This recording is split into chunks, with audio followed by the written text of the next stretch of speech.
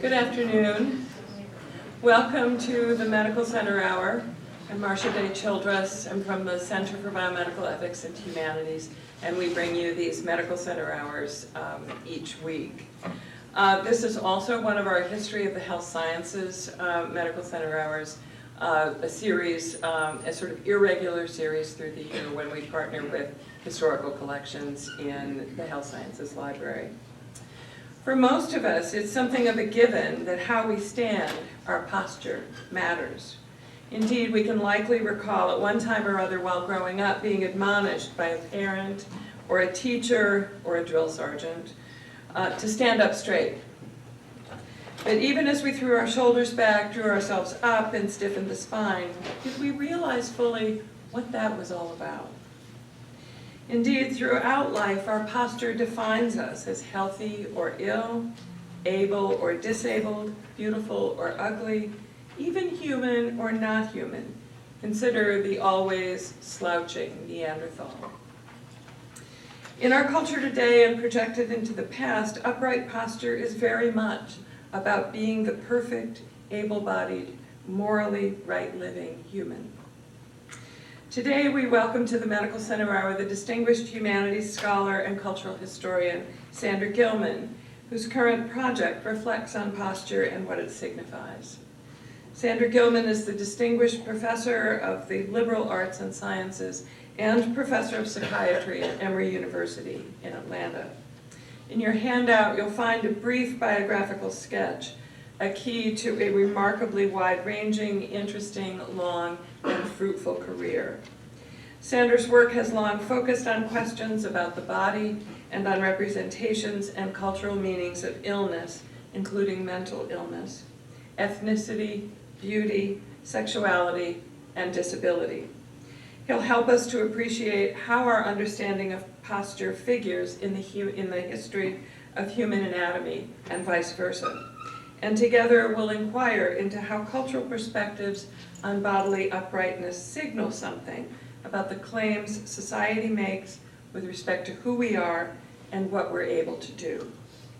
Our program today, as I mentioned, is co-presented with the History of the Health Sciences lecture series. We also enjoy the support of the Institute for Practical Ethics and Public Life. Professor Gilman's presentation also connects with something that comes just a couple of days later, UVA's second biennial Disability Studies Symposium, Disability Across the Disciplines. This will be held this Friday, the 19th of February.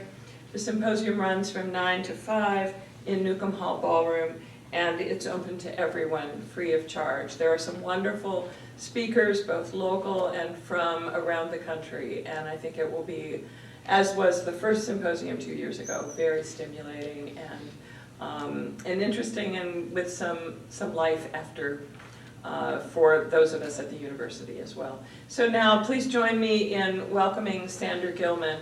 You don't have to do it right now, but stand up straight. Thank you.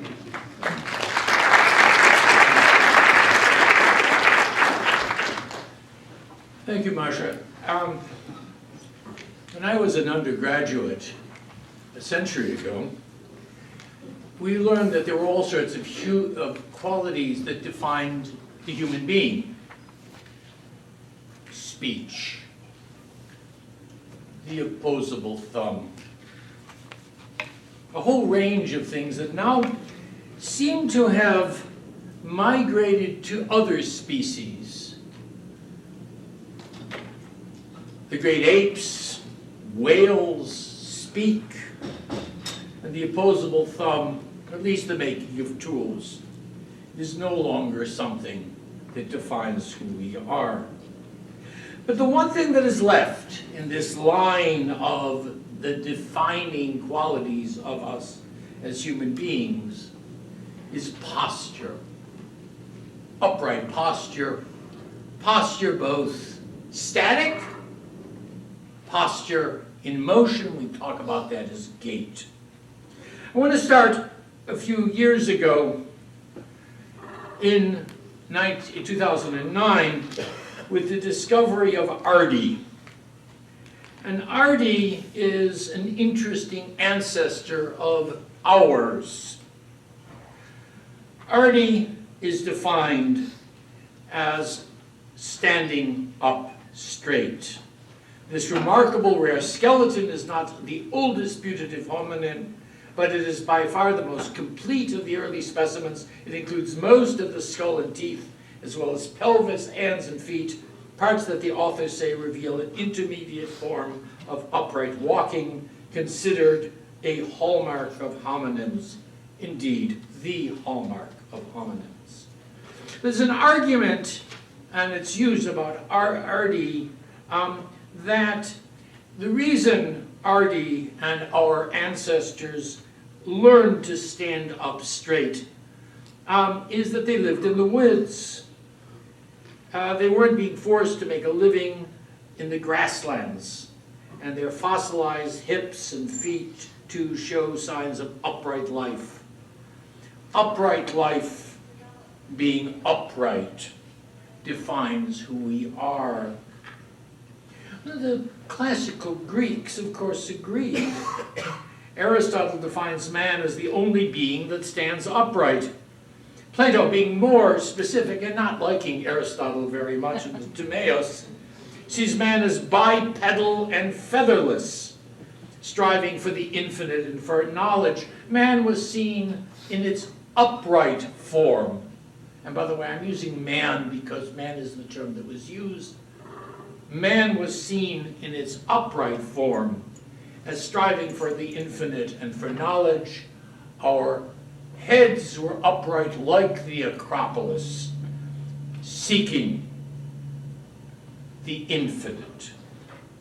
Now, responding to Plato's definition, Diogenes the Cynic notoriously plucked a bipedal chicken and took it to Plato's academy, declaring, "Here is Plato's man."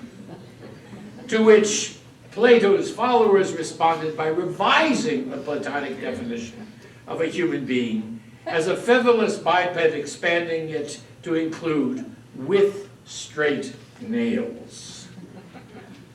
Now, we are upright, we are featherless, right? And we have straight nails.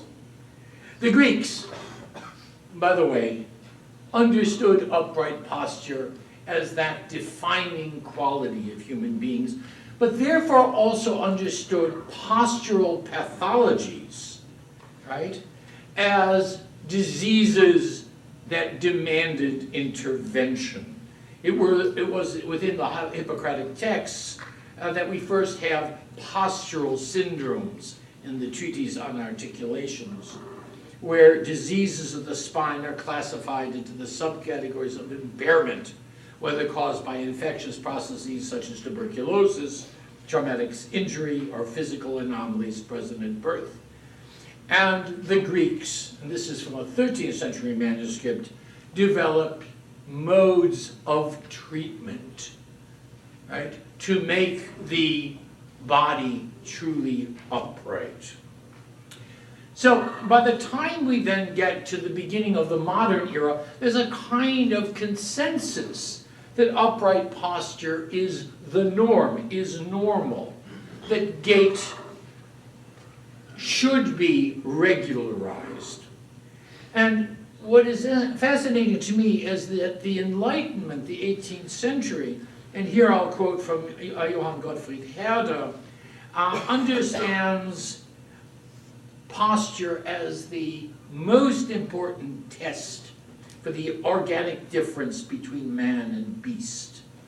Herder writes in 1874, "The form of man is upright in that in this he is singular upon the earth, for though the bear has equally broad foot and stands erect when he fights, only man is always upright." And then he explains it. And he explains it in a way, by the way, that Aristotle and Plato would be quite happy with. When our creative parent had fulfilled her labors and exhausted all the forms that were possible on our earth, paused and surveyed her works, and she saw that the earth still wanted its principal ornament, its regent and second creator, she took counsel with herself, combined together her forms, and out of all fashioned her chief figure, human beauty. With maternal affections, she stretched forth her hand to the last creature of her heart, and said, "Stand up on earth. Left to thyself, thou hast been a beast like unto other beasts, but through my especial aid and love, walk erect and be of beasts the God." God made us stand up straight. Now, the 18th century being that age in which religion morphs into science, it's not terribly surprising that Lamarck begins to define the human being through upright posture. Lamarck writes that if any race of primates whatsoever, particularly the more highly evolved of them, were to lose, either from force of circumstances or any other cause, the aptitude for tree climbing, you hear Artie in the background, and of grasping the branches with their feet as with their hands for security of grip, and if the individuals of this race for a series of generations, this is the acquiring characteristics which are passed on, be obliged to use their feet only in walking and cease using their hands as feet, then there is no doubt from the evidence produced from the foregoing chapters that these apes would finally be transformed into man, and that the great toe would no longer be separated from the other toes like a thumb, the feet serving merely the purposes of progression. It is, of course, by the middle of the 19th century, right, that we start to get an understanding of this notion of the evolution of posture. This is from 1863, from Thomas Huxley's Man's Place in Nature, ranging from the gibbon through the great ape and then to man. This, by the way, is probably the one image of posture that all of you have in one way or another in your head, right? It's a model of progression of posture. Now, Huxley is of that age when ancient man is being rediscovered. And as Marcia mentioned, the Neanderthal, discovered in 1857, is imagined as having poor posture. The Neanderthal slouches. His mother never said to him, "Stand up straight." Now, you all are very smart, and you will have been watching the PowerPoint, and you have been listening to me. What do you notice the difference between Neanderthal and Artie? You see, by 2009, we assume the importance of human ancestry as our ancestors. And our mother said to us, "Stand up straight." Artie stands up straight. Right? He has what we can think about as a rigid posture, right? The so-called plumb line posture, as opposed to poor, pathetic Neanderthal, who in the 19th century is seen only as an intermediate phase, something we have passed by and are now better than. Now, Darwin, picking up on this discussion, the round-shouldered, slouching Darwin, asks, what is the advantage of being fit and standing up straight? He says it is an advantage to man to stand firmly on his feet and to have his hands and arms free, of which from his preeminent success in the battle for life. Spencer, the battle for life. There can be no doubt, then I can see no reason why it should not have been advantageous to the progenitors of man to have become more and more erect or bipedal. They would have thus been better able to defend themselves with stones or club, to attack their prey and otherwise to obtain food. The best built individuals in the long run have succeeded best and have survived in larger numbers. Why do we stand up straight? Not because we come out of the trees, not, as Lamarck claimed, because we begin to stand upright, but because we need a tool, very specifically one kind of a tool, and that's a weapon. in the struggle for survival. Darwin goes on and notes that as the progenitors of man became more and more erect, right, with their hands and arms more and more modified for apprehension and other purposes, with their feet and legs at the same time transformed for firm support and progression, endless other changes of structure would become necessary. The pelvis would have to be broadened, the spine particularly curved, and the head fixed in an altered position, all of which changes have been attained by man. In other words, our anatomy is the result of learning to stand up straight. But, and here Darwin is part of a discussion of the 19th century between artificial and natural postures. Natural man has inherently good posture because he is at one with nature. Right? Military position, this is the so-called plumb line, is artificial.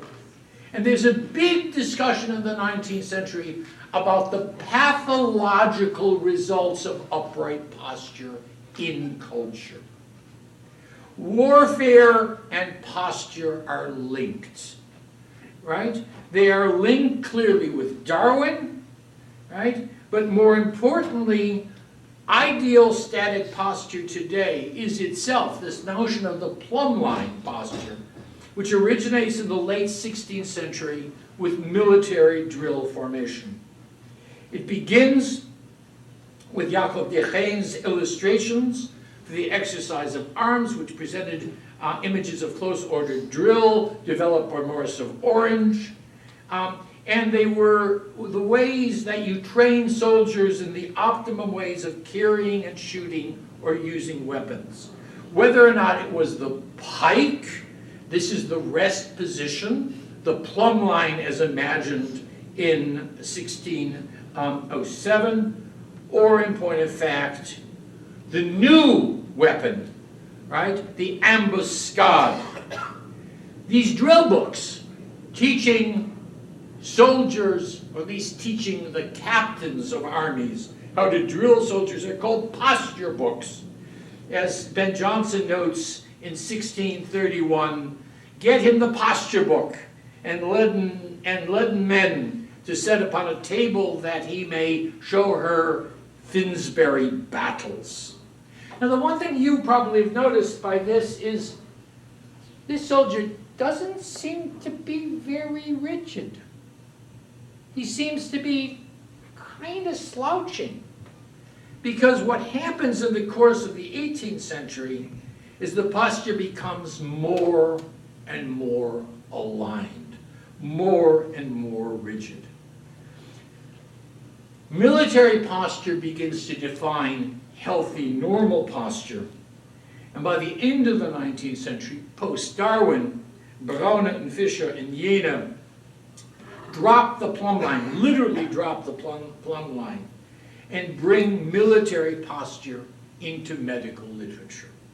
As of 1899, the whole notion of what normal posture is becomes military posture.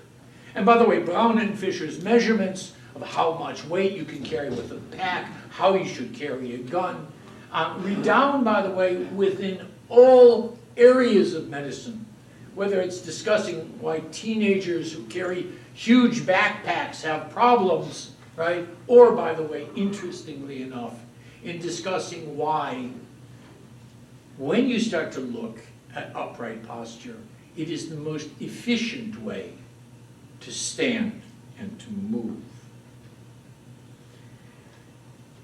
Now, beginning in the 18th century, also that Greek tradition of correcting posture becomes inherent in Western medicine.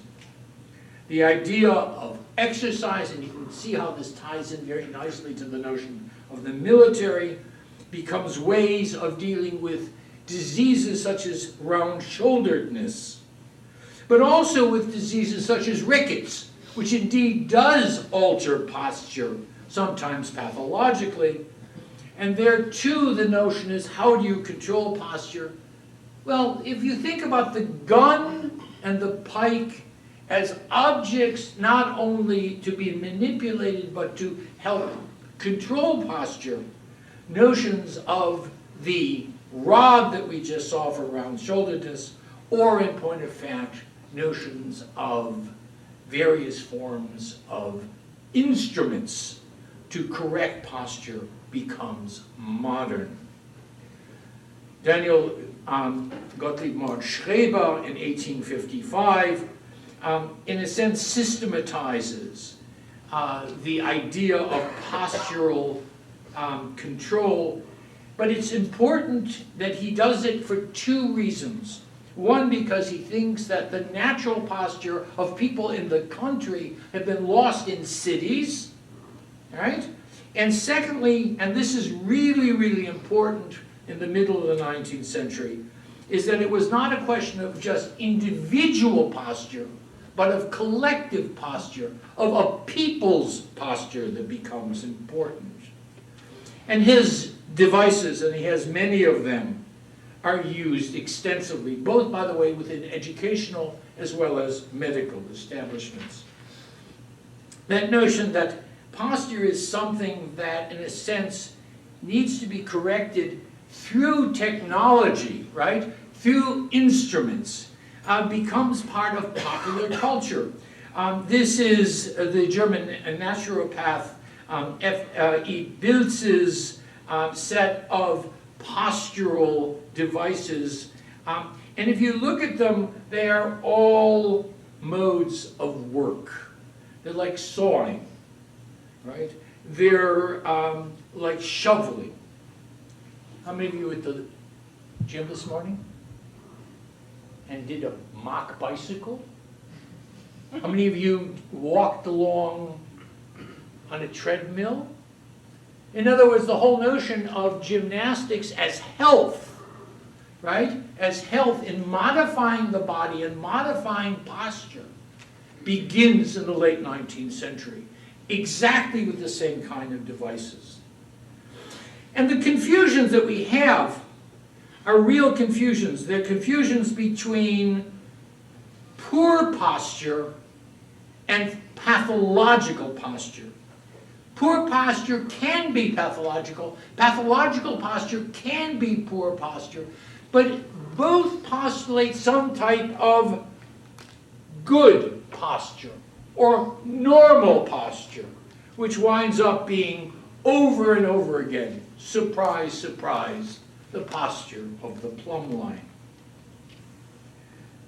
Good posture is opposed to pathology in many ways. Blake's mad king Nebuchadnezzar, who, because all of you went to Sunday school and have read the book of Daniel, eats what as his normal diet? All those years in Sunday schools, shot the shit. Grass! Grass! The whole notion of bad posture as a sign of mental illness becomes part and parcel of psychiatry in the late 19th century.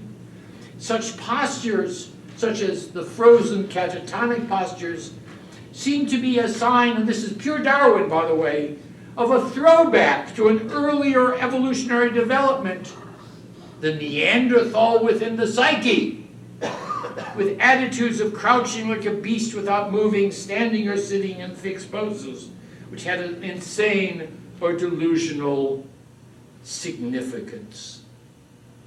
Well, the age of Darwin, the age of science in the 19th century, sees posture as an indicator of collective health.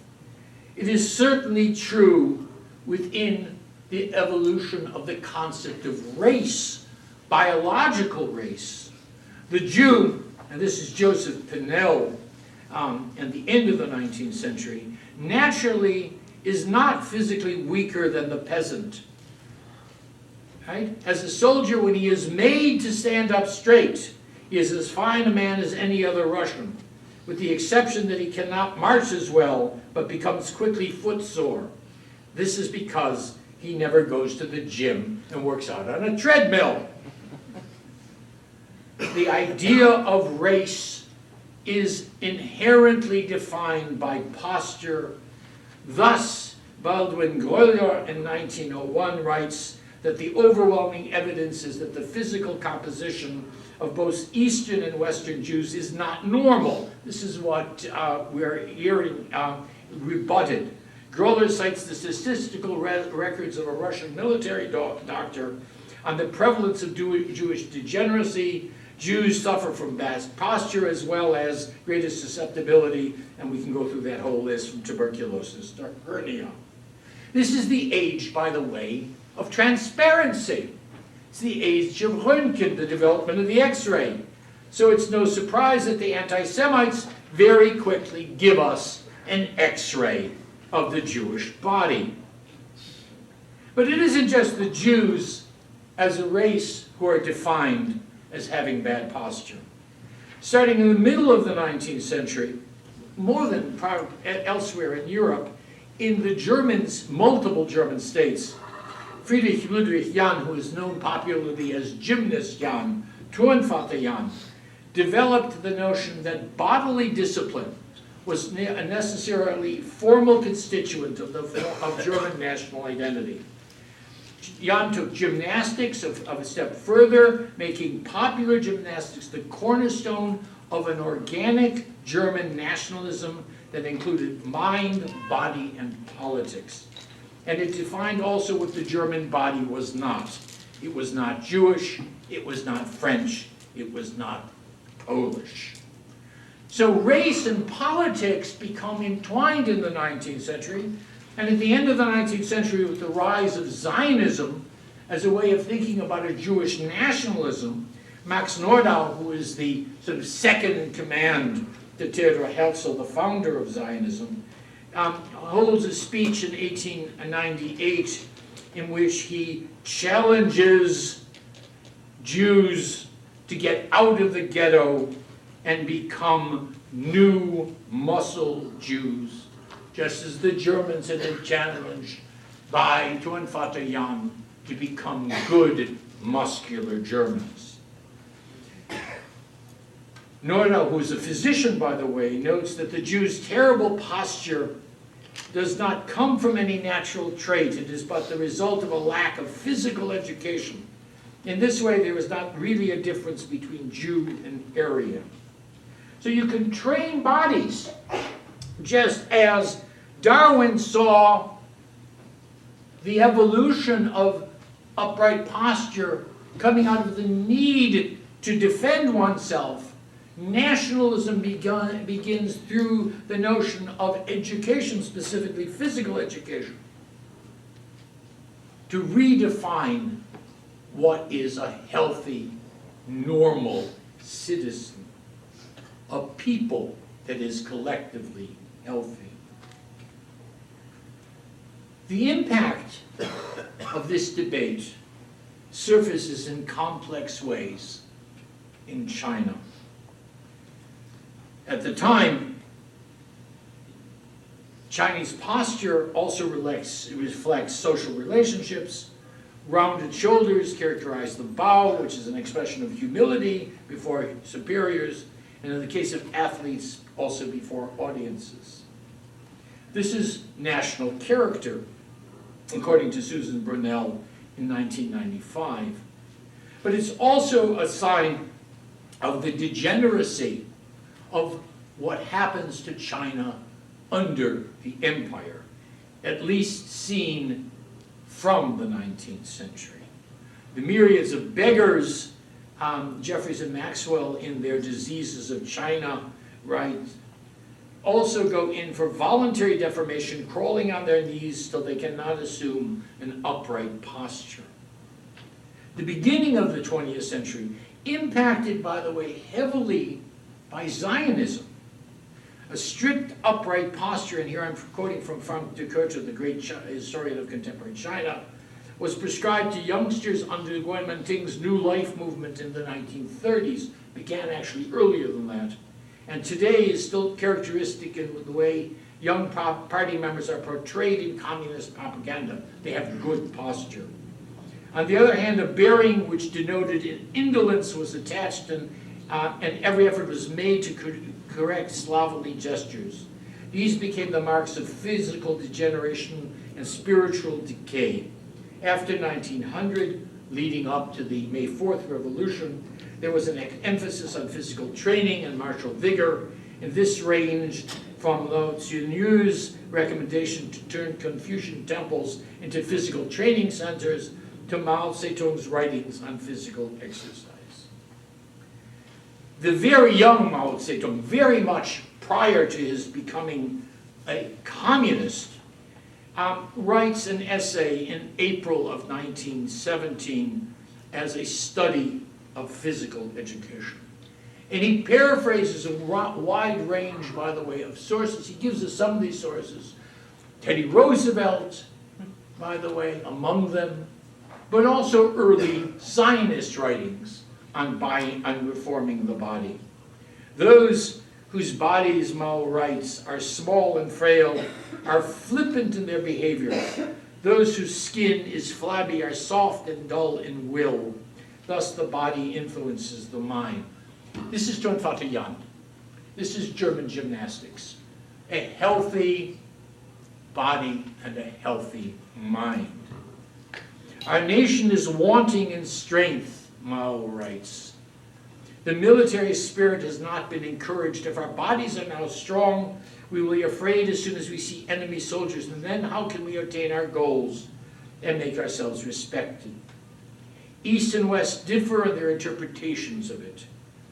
Physical education. In Germany, physical education has gained the greatest popularity. Fencing has spread all over the country.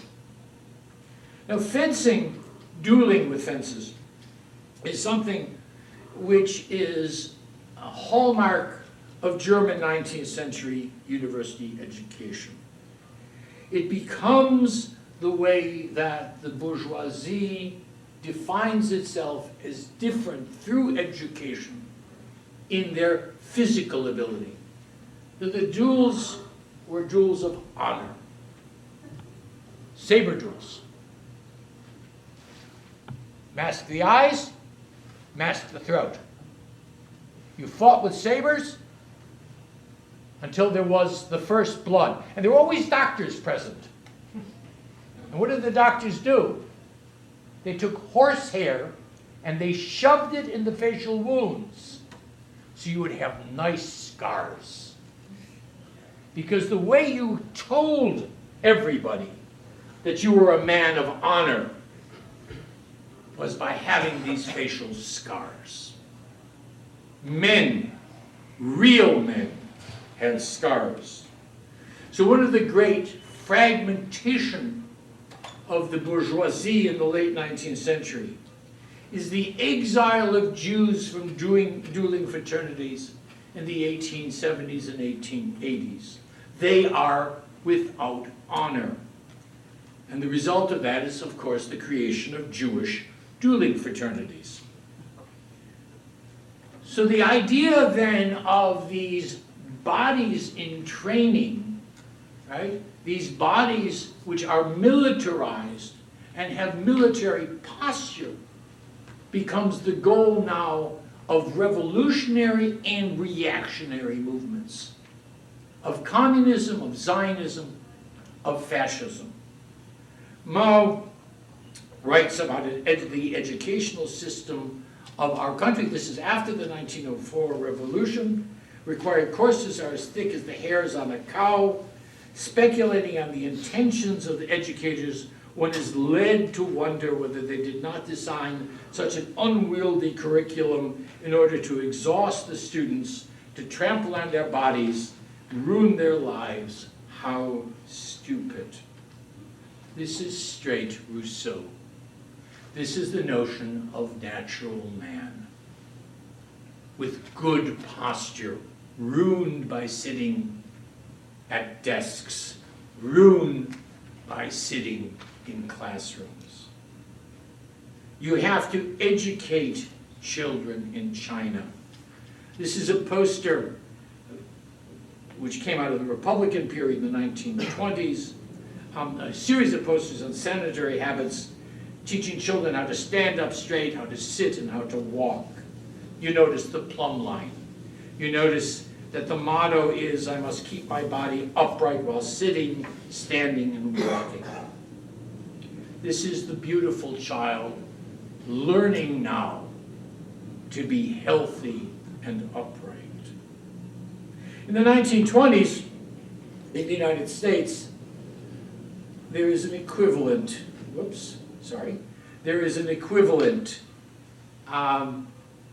movement. The American Chiropractic Association, starting in 1927, crowns a posture queen. And not only did she have to parade in bathing suits and evening gowns with low backs, typical of beauty pageants of the 1920s, and of the 21st century, but she also had to submit a full body x-ray to show that her posture was in point of fact the posture of the beauty. Posture defines then uprightness, it defines national identity, it defines race, it defines who is included and who is excluded. Posture is character. While I was revising this talk last week, this series showed up on Dilbert. Right? Dilbert has developed bad posture. He is becoming Victor Hugo's bell ringer of Notre Dame, the hunchback Quasimodo.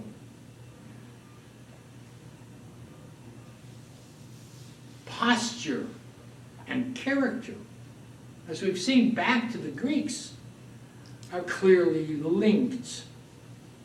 They're linked to health, they're linked to beauty.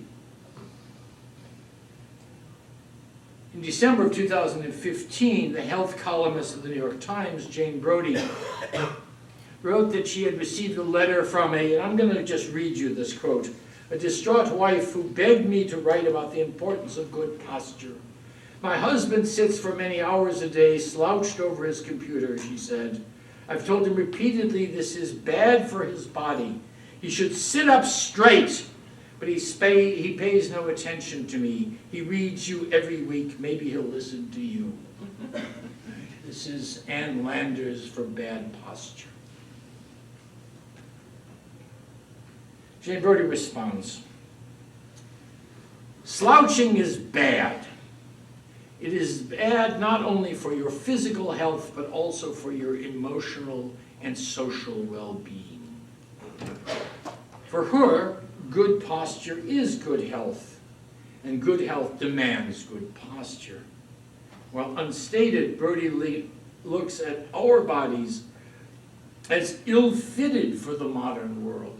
Unlike Darwin, who would have maybe seen our computers as a type of weapon, which now we can field even better. Bad posture, pathological posture. Good posture, healthy posture, beautiful posture. As his colleague notes, his bad posture speaks volumes about his hard work and long hours. Many years ago, I remember one of my teachers saying, when you go into a cancer ward, everybody is embarrassed by their disease. They don't want to talk about their disease. Go into a cardiac ward, and everybody says, I had a heart attack. It showed what? That I was working hard, that I was the best in my field. Are we now thinking about posture in the same way? Now, our bodies are malleable.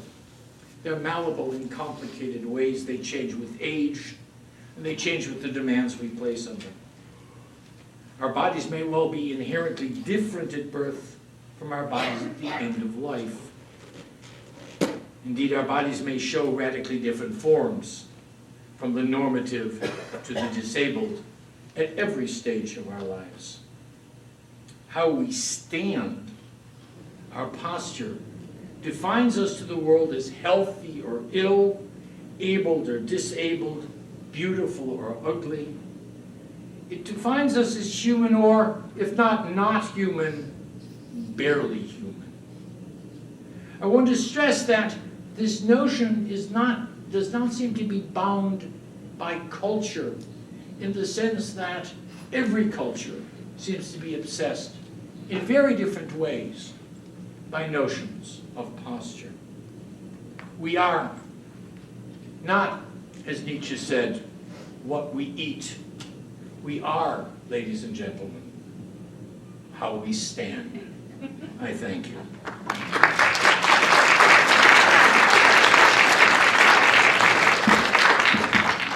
Thank you so much. And if you would stay at the lectern I am happy for questions and use that mic, that would be great.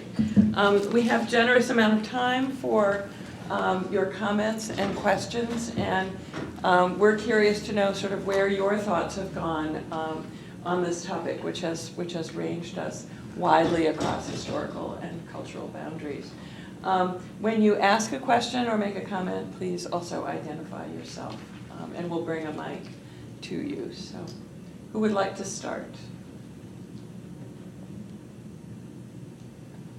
I think while people are thinking, I may ask you one question that I thought about, and I'd be interested in your sort of reading of this.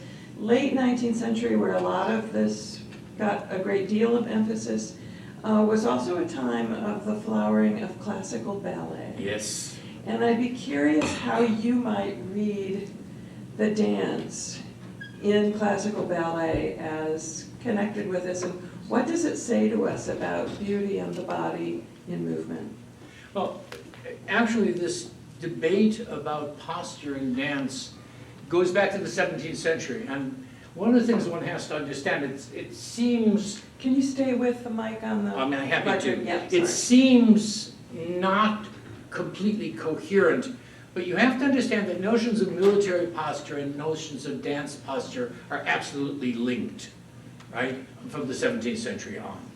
And that the more rigid military posture becomes, the more upright dance posture becomes.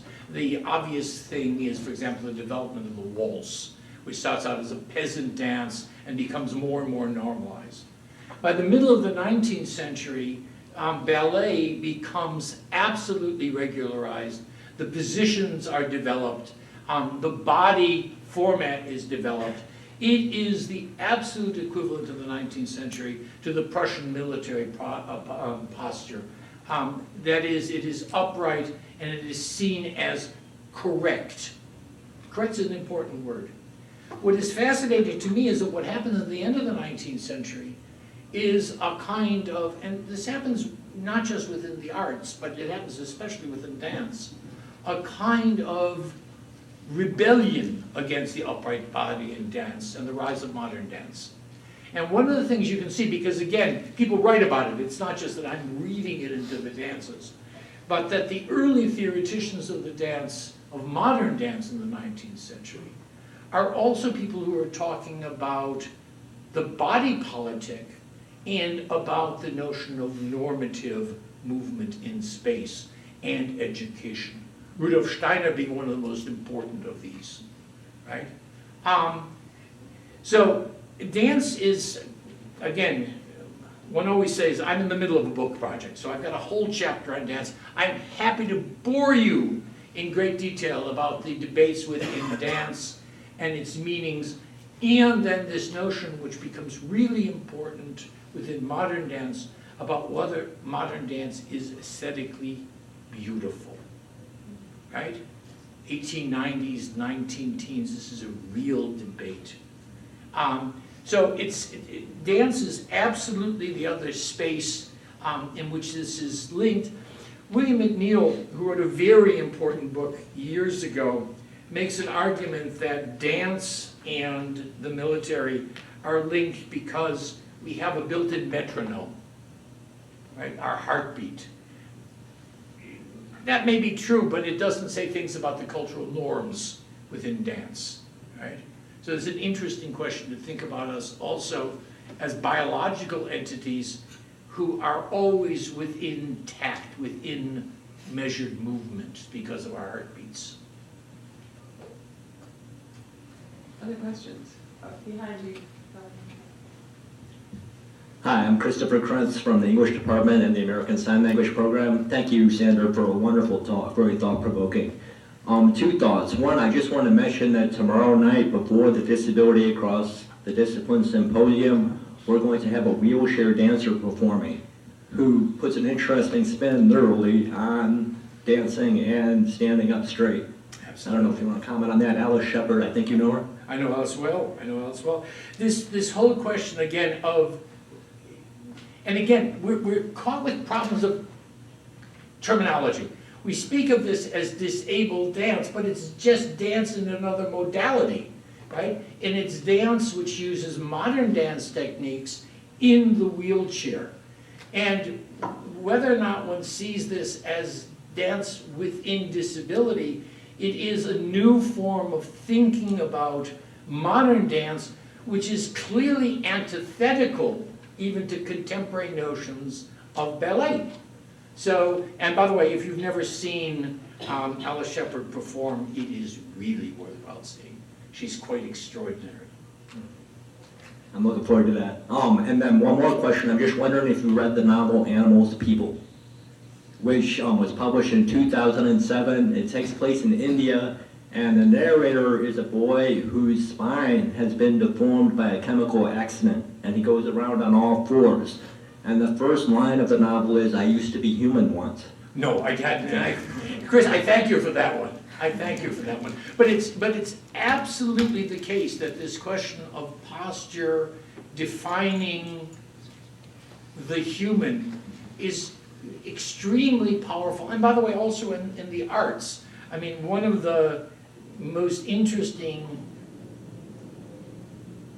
rereadings of an opera has been the most recent production of Porgy and Bess, because Porgy starts out in the 1930s version, late 1920s version of the opera as obviously being unable to stand up straight, right? And in the most recent production, he has mobility difficulties, but he is not disabled in the same way. And that's an interesting movement of this notion of the disabled body into the 20th century with a rethinking of what disability means. Thank you. Morris Apre. Listening to you, I recall the Schreiber case and the ordeal of having to learn to accommodate his father's precepts of sitting up straight and lying down correctly. Yeah. Have you made any connections between your work on standing up straight and sitting up straight or lying down correctly? Well, the case that is mentioned is the case which Freud writes about. And it's a case which is very unusual in the sense that Freud never sees the patient. The patient writes his autobiography in which he gives an account of his mental illness, and Freud does a reading of this published text. And one of the things that has been explored is this whole question in this very uncomfortable and difficult text that Freud is reading, which is indeed the relationship to power, to the father, but also here to a very specific father who was heavy into, binding and into physical control and into various types of apparatuses which controlled the child and made the child function in very specific ways. So I'm now going to put a footnote to this, because this is 19th century, it is early 20th century, 1904, it is Central Europe, it is Dresden. But you live in an equivalent society. It is called the United States. You may know of a disability, a disease, called scoliosis. Scoliosis was a disease first described, by the way, by the Hippocratic corpus. It has to do with a misalignment of the spine, and it is the touchstone medical disease for posture from 1900 to the 1930s. So much so that all over Europe and all over the United States, every child, like have their eyes checked, got a scoliosis examination, and if your spine was slightly out of alignment, you were put in what was basically a full body cast. Now, I'm going to say the rest of the world has begun to understand that it really depends how radical that misalignment is, right? It really is the case that if you have a slight scoliosis, it makes very little difference to you in terms of your physical development over time. So most places in the world have gotten rid of scoliosis examinations for kids, school kids, except for the United States. We believe that all children have to stand up straight. So we don't make much of a distinction. And in that sense, maybe we're a little bit like Schreber's dad, right? Because we believe in a perfectible body. And by the way, we're the only country in the world, well, the only country in the Western world, Western Europe, the United States, that still has this compulsory examination for scoliosis. The result of which is we put an awful lot of kids into corsets and into full body casts for reasons that are, I'm going to use a phrase that I very rarely use, medically unnecessary. So yeah, so we haven't come that far from 1904 in Dresden.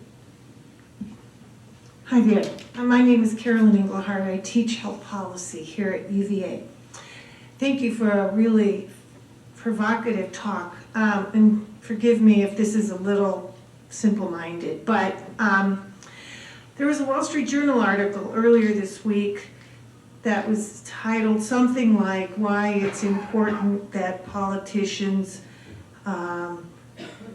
look good. Or not, no, it's why they're good looking. Yeah. Why it's important that politicians are good looking. Yeah. And as I was listening to you, I started remembering about reading when Franklin Delano Roosevelt tried very hard not to be shown in his wheelchair. And so I just wondered, in your research, if you noticed any interconnections with politics, political Absolutely. life, and this topic. Well, again, let me start with mid-19th century Germany. The Germans didn't exist as a country, right? There were 36 different German countries. And so this guy said, well, the one thing we can have that's going to bind us all together is a healthy German body. So the whole notion of nationalism and bodies is absolutely connected, and healthy, upright, military-prepared bodies. I was waiting for somebody to play the gender card for me. Most of the things I'm talking about are men, right? So when I talk about creating healthy bodies in the national state in 19th century Europe, they're talking about people being able to fight in armies, and they're all men, right?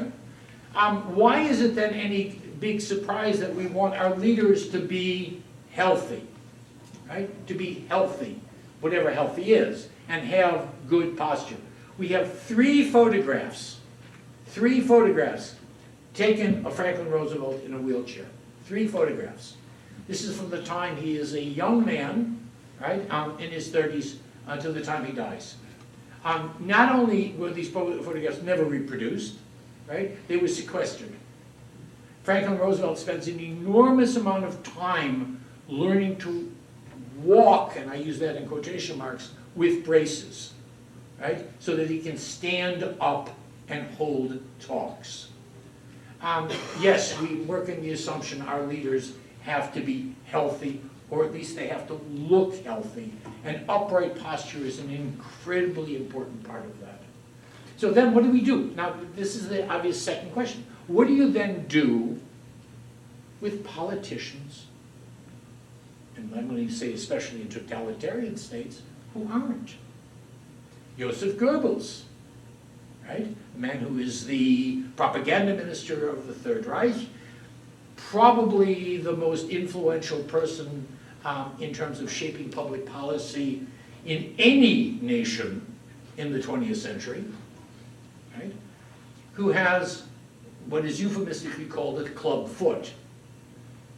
There are no photographs of Goebbels walking. There's no film of Goebbels walking. It is the most extraordinary thing. If you think 3 photos of Franklin Roosevelt in a wheelchair is unusual, this is a country which was obsessed by cameras. First political television broadcasts in Nazi Germany, all right?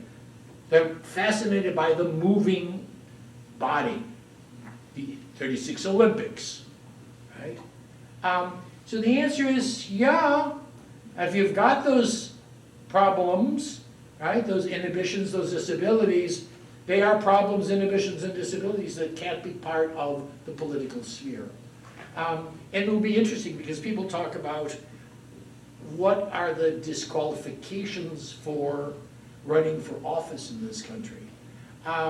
Up to recently, it was in point of fact things like being wheelchair bound. And by the way, in Germany too, we now have a German minister of the Treasury who is wheelchair bound. He survived an assassination attempt. We have members of Congress who are wheelchair bound.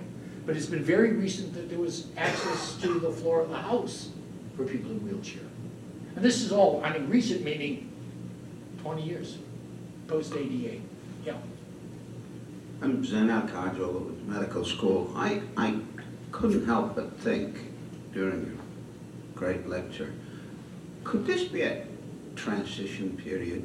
I mean, do we have any evidence at all that some other creature tried to be bipedal and erect and then 10 million years later went back to its original state?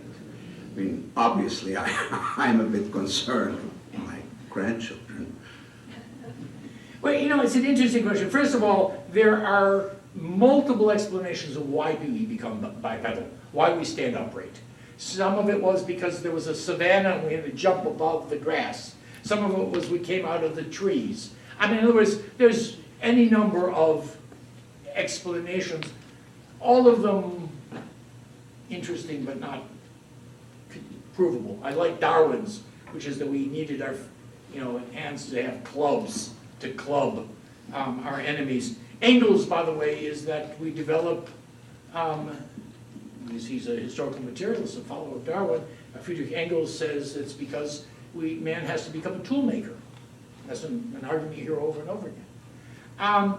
So the answer is, in popular culture, there's a kind of fantasy, and I showed you that Huxley progress, right? This movement from the slime to dumping garbage. But there are many, many versions of that in which we wind up being back where we started. So it's an interesting question. It's also an interesting question in how much we see physical pathologies as the result of either an incomplete transition to pure upright posture. All sorts of discussions about lower back pain, for example. Which is, by the way, the most commonly diagnosed pathology in the United States. Up through notions of the rise of the migraine and so forth and so on. But it's paralleled also by this fear that we will eventually become so sedentary that we will, in a sense, lose our upright posture because we're spending day upon day in front of the computer, which is Jane Brody's fear, right? It's Jane Brody's fear. I suspect we're going to muddle through. We tend to. We tend to. I'd like to thank you all. Our hour is up, so it'll be time shortly for you to stand up again. But we'd love to thank Sander Gilman for, again, a very provocative talk. I hope this will keep rolling around in your heads. We hope you'll be back. Next week we have a program called Experiment 11, Dark Secrets in the Discovery of a Wonder Drug. This is about the discovery of streptomycin, and something dark also about the mentoring of a graduate student by a professor, both of whom were involved in this experiment. We have Peter Pringle, the author of a book called Experiment 11, with us this time next week. So again, please join me in thanking Sander Gilman. Thank you.